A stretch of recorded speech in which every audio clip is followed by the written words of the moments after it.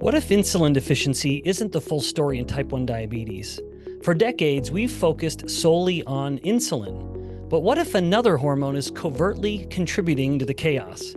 Excess glucagon, not just a lack of insulin, is a key driver in hyperglycemia and the near constant glycemic variability in type 1 diabetes, and maybe even in type 2 diabetes. Beta cells produce insulin. Alpha cells produce glucagon. In type 1 diabetes, insulin is gone, but glucagon keeps firing unchecked. This is why injected insulin doesn't fully restore the balance. It can't recreate the high cellular levels of insulin needed to shut off glucagon. To treat type 1 diabetes more effectively, we can't just replace insulin, we need to consider glucagon. To watch the full lecture, click the link in my bio. This is lecture 110 of the Metabolic Classroom. Looking to improve your own metabolic health? Visit insuliniq.com for courses, coaching, consultations, and a 10-day free community membership trial. To dive deep into the science behind metabolic health, become an insider at benbikman.com, where you'll enjoy my exclusive content, ad-free podcasts, live stream Q&A access, and more. Welcome back to the Metabolic Classroom. I'm Dr. Ben Bikman, professor of cell biology and metabolic scientist. In today's lecture, I'm delighted to share an idea that challenges conventional thinking about type 1 diabetes, and even a little bit of type 2 diabetes. But for decades, we have viewed type 1 diabetes primarily through the lens of insulin deficiency. Of course, that is involving the autoimmune destruction of the beta cells, which leads to insufficient or even basically absent insulin production. Ultimately, resulting in the cardinal signs of type 1 diabetes like hyperglycemia and all of those related complications. But what if I told you that this view, while not wrong, isn't fully complete? Today, we're exploring an alternative perspective that puts another hormone center stage, glucagon. This theory is based on decades of rigorous research pioneered by one of the most influential diabetes researchers of our time, Dr. Roger Unger. His work suggests that excess glucagon, not just insulin deficiency, is a fundamental driver of the metabolic chaos that we see in untreated type 1 diabetes, and frankly, even with treatment. Now, this perspective doesn't diminish the importance of insulin replacement therapy. That is essential in a type 1 diabetic. But it opens our eyes to why current treatments, including insulin therapy that are life-saving, still fall short of optimal, and of course I won't even say perfect, metabolic control. Now, before we delve into the topic, I just want to acknowledge the giant on whose shoulders we stand with this topic, Roger Unger. In fact, just on a personal note, ever since my dissertation studies at East Carolina University, I have long had an appreciation for the historical aspect of what we call science. In other words, the lives of the men and women who made some of these such, critical discoveries. Now, with Roger Unger, he just recently passed away within the past few years at the ripe old age of 96. Remarkably, he spent over 6 decades, I think it's 64 years, at the University of Texas Southwestern, so UT Southwestern, a very good school in the realm of diabetes. And he absolutely revolutionized our understanding of diabetes. In fact, I don't think there's anyone living now who made the contributions in our time like Roger Unger made, again, who just passed away. When most researchers were focused solely on insulin in understanding type 1 diabetes, Dr. Unger had the vision to ask, what about this other hormone, glucagon?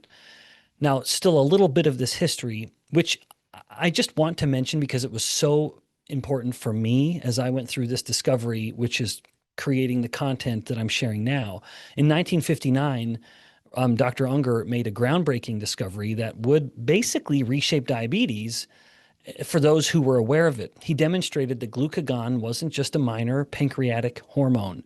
It wasn't just some side act. It is, in fact, a very important regulator of blood glucose that works in opposition to insulin. This was revolutionary because the medical community had been fixated on insulin as the sole player in glucose homeostasis, certainly the singular player from the pancreas.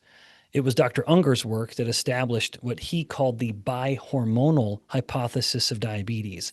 And this perspective, this theory, proposed that diabetes isn't simply a disease of insulin deficiency, the obvious part of it, but also a disease of inappropriate glucagon excess relative to what insulin's able to do. So as Dr. Unger quite elegantly and eloquently puts it, glucagon excess rather than insulin deficiency might actually be the sine qua non of diabetes, or the essential feature of diabetes, and that if you take away the glucagon, you actually take away the disease. Now, that's a little controversial, and I'm going to provide some evidence from Dr. Unger to support it.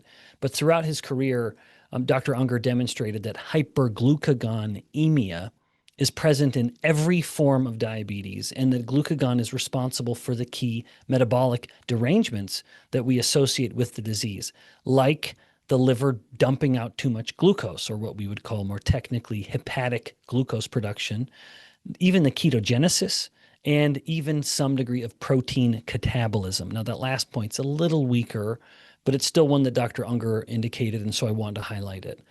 But his research showed that when you eliminate glucagon action, many of the classic features of diabetes disappear, even in the absence of insulin. Let me say that all again. Even though insulin is still absent in his experimental models, if you simply blocked the actions of glucagon, everything got better. I hope that is an impactful statement as you think about it. Now, let's get into the science, and particularly with glucagon physiology, because everyone's so familiar with insulin. I, after all, have devoted most of my career to understanding insulin and insulin resistance, but we need to appreciate the other hormone here, the yang to insulin's yin, if you will. To appreciate why glucagon excess is problematic in type 1 diabetes, we need to understand how the hormone normally functions. Now, glucagon is produced by the alpha cells of the pancreatic islets. And you'll recall that islets are these small little islands of cells that are clumped together. And the beta cells and the alpha cells constitute the majority of those. Now, there's some other fewer ones there as well. But the alpha cells within the islets serve as insulin's metabolic opposite.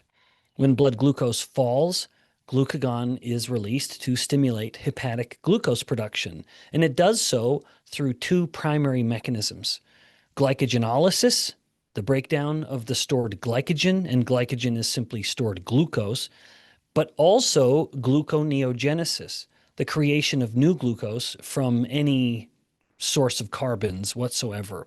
That can be amino acids, it's most especially lactate, it's glycerol from a broken down triglyceride, but any of these carbons that can be retooled or repurposed or recycled into glucose, that's going to be the substrate or the building blocks for gluconeogenesis, and glucagon is going to want to turn that on. Now, here is a crucial point. Glucagon secretion is normally tightly regulated by local insulin concentrations within the narrow little geography of the pancreatic islets. Now, within those little islands of cells, and they're sprinkled throughout the pancreas, the beta cells and the alpha cells literally exist as neighbors. They are in immediate proximity to each other, and thus they get a lot of each other's signals. Insulin, coming from the beta cell, acts as a powerful, what's called Pericrine suppressor of glucagon release. Now, I just invoked a term of endocrinology here, which is appropriate. This is an endocrine or hormone-focused lecture. But pericrine is when you have a cell sending a signal to another cell without the need of dumping that signal or releasing that hormone, to be a little more precise, into the general circulation of the blood. So when the alpha cell and the beta cell are talking to each other, that beta cell is releasing the insulin in a pericrine manner directly to its neighbors. Before it ever even spills into the blood, it's acting on the alpha cell. So this means that when insulin levels rise after a meal that has some carbs, then glucagon secretion is suppressed because of all that insulin, which is going to help prevent the inappropriate glucose production when it's not needed. If we're eating glucose, we don't want the glucagon going to the liver, telling the liver to be making more glucose. Now, the local regulation is beautifully and frustratingly sophisticated. The concentration of insulin within those pancreatic islets is much higher than what we measure from peripheral circulation. So when we're drawing blood from someone's vein in their arm, it's going to be fantastically different than the level of insulin that you actually see within the islets. Now, we're talking about concentrations that are easily up to 100 times higher than what we see in the systemic levels. So that's islets compared to systemic circulation. The high local insulin production within that narrow little islet is essential for properly suppressing glucagon secretion. So think of it like this. The islet functions as an integrated unit where the beta cells don't just produce insulin for the body, for the brain or the muscle or the liver, but also creates a local hormonal environment that is necessary to keep the alpha cell in check. In other words, the alpha cell is used to getting a lot of insulin, and that becomes a problem, which I'll revisit in just a moment. And so when the system works properly, glucagon is released only when needed, like fasting or exercise or potential hypoglycemia. But importantly, this is all states when insulin production is very low. When insulin production goes down, there is less of an inhibition on the alpha cell with glucagon, and now glucagon can come up. The elegance of this system becomes apparent when we consider that both hormones are responding to the same stimulus, glucose, but in opposite directions. As glucose rises, then insulin will increase and glucagon will decrease. As glucose falls, blood glucose goes down, then insulin will go down, and now glucagon will go up. Now, this creates a pretty robust and even minute self-regulating system, all of which is focused on glucose homeostasis across a wide range of physiological states, whether we're sleeping, whether we're exercising, and everything in between. Now, let's get into this kind of the dance or the balance of type 1 diabetes. When we examine what happens with type 1 diabetes, we see just how the disruption can become quite obvious. Now, as I mentioned, and as you already know, in type 1 diabetes, we have had the autoimmune destruction of the insulin-producing beta cells, but we have spared the glucagon-producing alpha cells. Now, this creates a metabolic challenge because we lose the insulin-producing cells but retain the glucagon-producing ones, and critically, with the loss of the beta cells and its insulin product, we lose that local insulin suppression that is so essential to keep glucagon in check. When beta cells are destroyed, of course, there's going to be a lot of things that happen. First, obviously, systemic insulin production ceases, leading to the familiar consequences of not having enough insulin. But equally important and very overlooked is the loss of that local suppression of glucagon. Remember that the high intra-islet insulin is needed. Remember how I mentioned that it's within the islets. If we could put a little probe in the islets of the pancreas and measure insulin levels and compare it to a little probe measuring plasma levels from a blood vessel in our arm, the local concentration in the islets of insulin is going to be about 100 times higher than what we might see systemically rather. Now, this, of course, means, as I mentioned, that alpha cells, which are still present and functional, are now operating without their normal regulatory brake, their inhibitor. Now, importantly, even when blood glucose is elevated, a situation that you think would suppress glucagon, the alpha cells continue to secrete glucagon inappropriately because they're no longer receiving the local insulin signal that would normally shut them down. High glucose doesn't inhibit glucagon. Insulin does. So when you think about this fundamental part of endocrinology or the negative feedback specifically, where a hormone gets released, it has an action, and then the action will turn off that hormone, it's not quite that obvious when it comes to glucagon, that you think that the high glucose would shut off glucagon, and yet that's not the off switch. The off switch is the insulin that normally, if glucose is going up, well, then insulin goes up too, and it's the high insulin that shuts off the alpha cell. But the result of all of this is a state of hyperglucagonemia, where the glucagon levels are inappropriate for the metabolic context. And of course, that metabolic context is the high glucose because the glucagon is just dumping out more glucose. But it goes even a little further. So yes, we have the glucagon promoting the liver to be pushing out even more glucose. And again, remember, that's so inappropriate because they already may be hyperglycemic, but it's just amplifying the hyperglycemia. But it goes a little beyond that in an interesting way because second, glucagon also promotes ketogenesis. Now, the explicit degree to which that happens in humans is a little unclear, but in other cell and rodent models, it's very clear that glucagon activates ketogenesis. And so with the high glucagon, it is contributing to the diabetic ketoacidosis in the untreated type 1 diabetic. Now, of course, that's all amplified by the lack of insulin because insulin powerfully inhibits ketogenesis. But then third, and this is the murkiest of all of them, but it was still a point that Dr. Unger noted, and so I would be remiss not to mention it myself, but it enhances protein catabolism. So the breakdown of protein from like tissues like muscle. Now that is not a direct effect. Glucagon does not directly impact the muscle, but it's thought to be indirect. And I'll revisit that more in a moment. Okay, now here is where, in addition to all of the clever insights Dr. Unger has made, and I hope I've articulated them, but one particularly profound insight. Roger Unger recognized that many of the classic features of type 1 diabetes, the ones I just mentioned, hyperglycemia, the ketoacidosis, the protein wasting, they're not just consequences of the insulin deficiency, but are actively driven by all of that glucose that just won't shut off. In experimental models, when glucagon action is blocked, these features of diabetes are dramatically reduced, even in the complete absence of insulin, something I'm repeating now.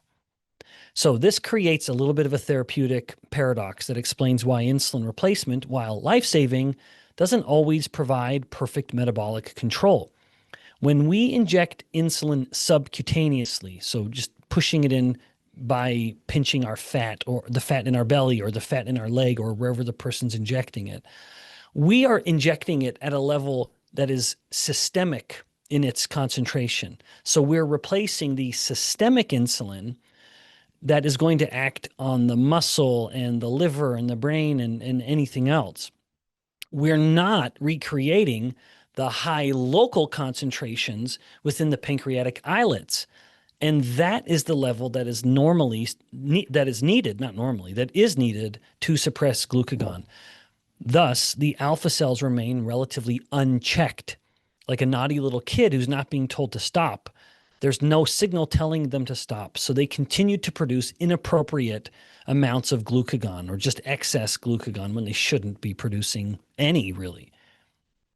Now, this brings us to one of these important insights. Why injected insulin, despite being life-saving, cannot fully replicate normal glucose homeostasis. It's because it's not just about getting insulin into the bloodstream to tell the muscles to pull in glucose.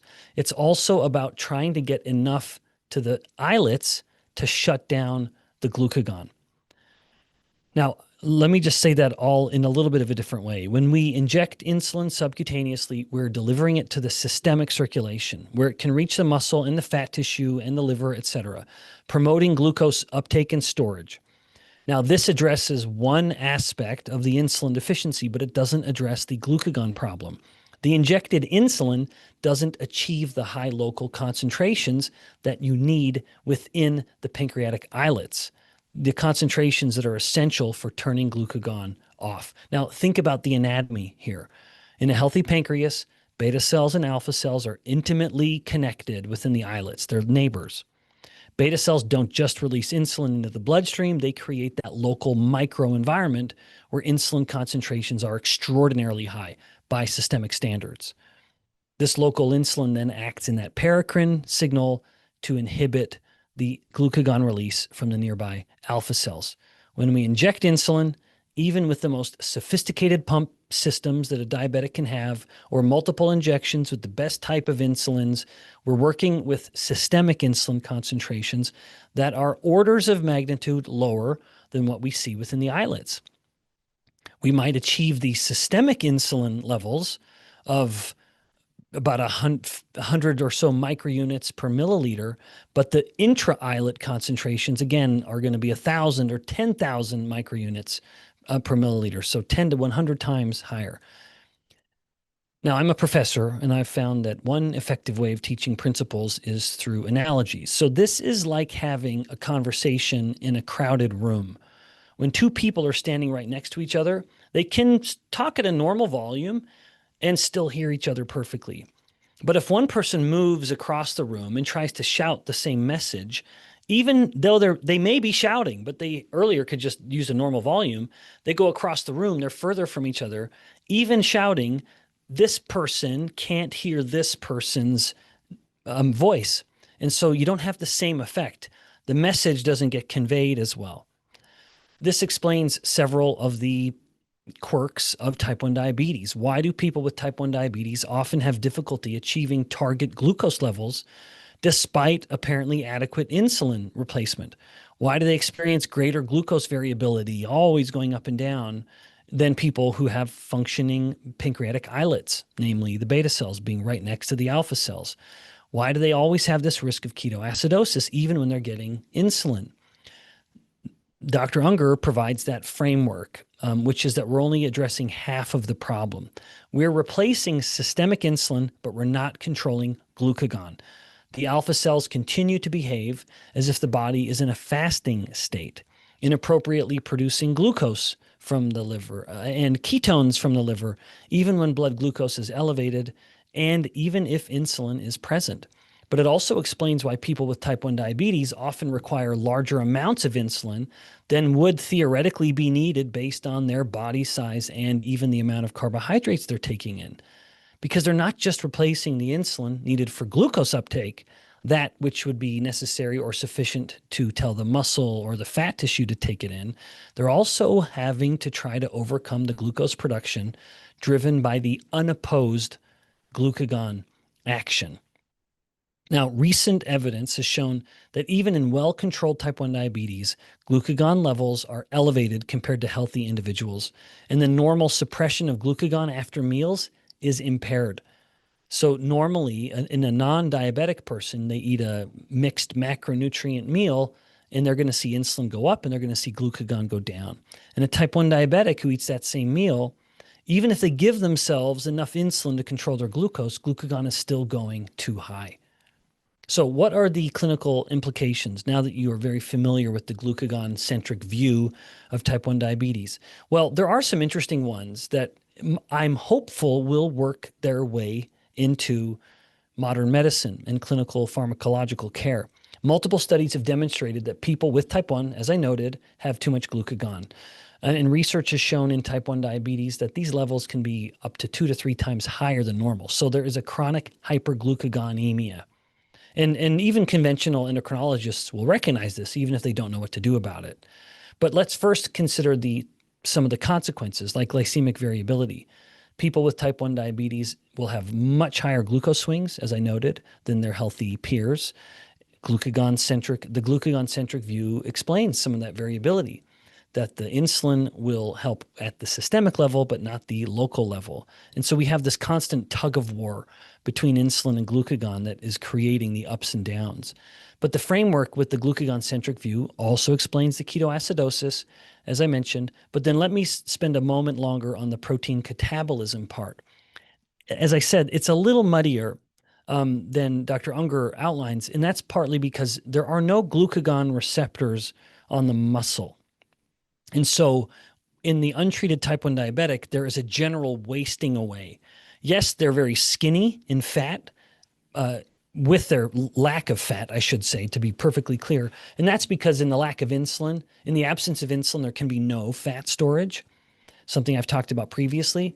But they just are wasting away even generally, where the muscles and the bones are getting small. All lean tissue is also wasting away.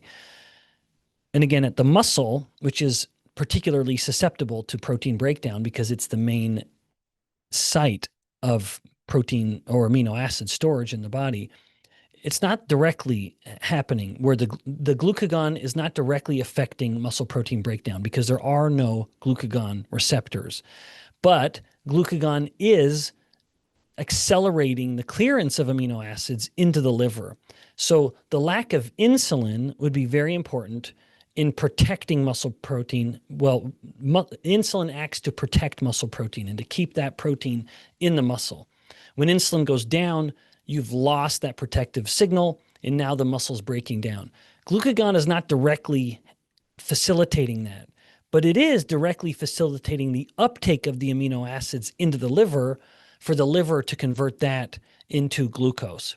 And so it's an indirect. It's almost like it's the high glucagon is telling the lack of insulin, oh, okay, you're giving me a lot of amino acids to work with. I'm going to just push them into the liver. But more directly, the glucagon does increase hepatic lactate uptake. So lactate is, of course, a fuel, an end result of glycolysis or glucose burning, which is the main source of the building block for gluconeogenesis. Lactate is the main building block for gluconeogenesis, and glucagon helps that lactate get into the liver to be converted into the glucose.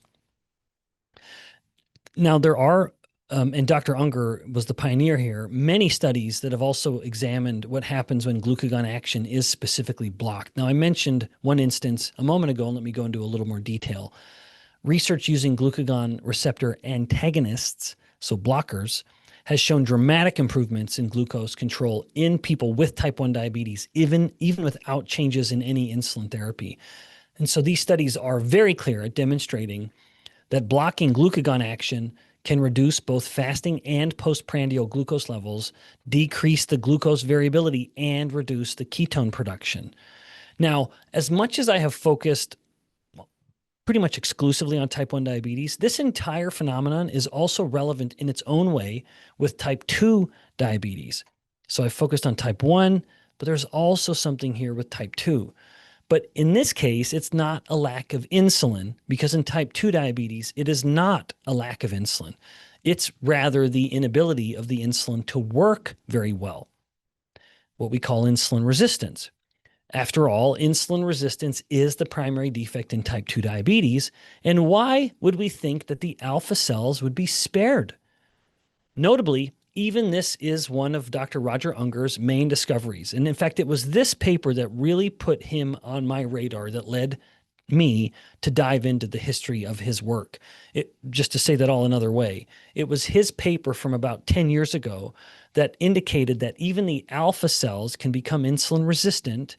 And thus, even within that local microenvironment of the islets, there's a lot of beta cells making a lot of insulin, and the alpha cells aren't listening.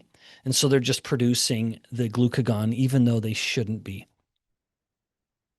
Now, when we understand the problem with diabetes and the glucagon, it does open up some therapeutic possibilities that go beyond just traditional insulin replacement. And as we kind of near the end of this mini lecture, I wanted to just highlight these. And of course, insulin will always remain the cornerstone of type 1 diabetes treatment. But we need to have some novel interventions that address the hyperglucagonemia. One approach is the glucagon receptor antagonists, like I've mentioned before, medications that block the actions of glucagon at its target tissues, most especially the liver. Now, several of these drugs have been developed and even tested in clinical trials, and the results are promising. So it's very likely we could start to see some of this. The medication, of course, would act to just reduce the response to the glucagon. Another promising avenue involves somatostatin analogs. So somatostatin is a hormone that actually will suppress both insulin and glucagon. Now, that might seem problematic, but remember, in a person with type 1 diabetes, they're not making any insulin anyway. And so there's no problem if you suppress both of them, because the insulin suppression isn't happening. You're not making it anyway. All you end up doing is suppressing the one that you have too much of, namely the glucagon. And there are also some growing interest in dual hormone artificial pancreas systems that deliver both insulin and glucagon in a more physiological manner. And this would be particularly promising even with pancreatic islet transplants or just pancreas transplants. Now, one final note, just to mention the drug du jour, which is the GLP-1 drugs. I actually am curious to see growing evidence on the use of GLP-1 drugs like semaglutide in type 1 diabetes, because one of the mechanisms of action for these drugs, indeed at its lower doses, originally used as just an anti-diabetic drug before they were ever discussed as anti-obesity drugs, is that it inhibits glucagon. And so there could be some promising therapeutic potential in a more on-target way for the GLP-1 drugs, more on target than, say, as used as an obesity drug. All right, now in conclusion, in the midst of this very detailed, very heavy lecture, hopefully though sufficient for you to follow along, Dr. Unger's glucagon-centric view of diabetes really represents one of the most important paradigm shifts in our understanding of the disease. Really, since the initial discovery and even isolation of insulin, that was, of course, a life-saving intervention and critical for our understanding of the disease. But Dr. Unger's singular contributions really bring in, as he said, this bi-hormonal nature of the problem. That yes, there's too little insulin, but there's also way too much glucagon. So some of my hope as a scientist is that we continue to embrace this complexity of diabetes and then seek to find a multi-target therapy for the disease. Thanks for joining me in the Metabolic Classroom today. Until next time, keep questioning, keep learning, and of course, remember, more knowledge, better health.